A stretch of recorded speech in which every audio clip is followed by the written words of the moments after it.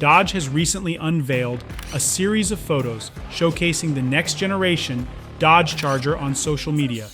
These images provide a sneak peek at what appears to be the pre-production model of the vehicle, which is scheduled for release in late 2024.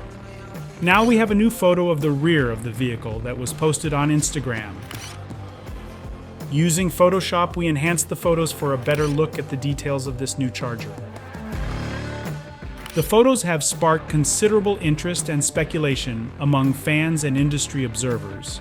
The images shared reveal a design that closely resembles the Charger Daytona SRT EV concept shown in 2022.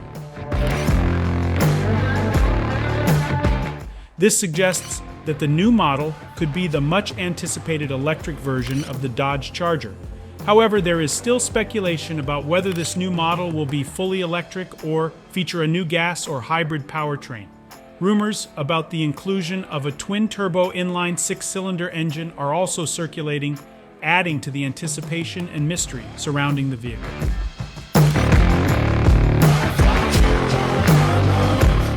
Dodge's approach to sharing these photos publicly has created an air of anticipation and a lot of speculation.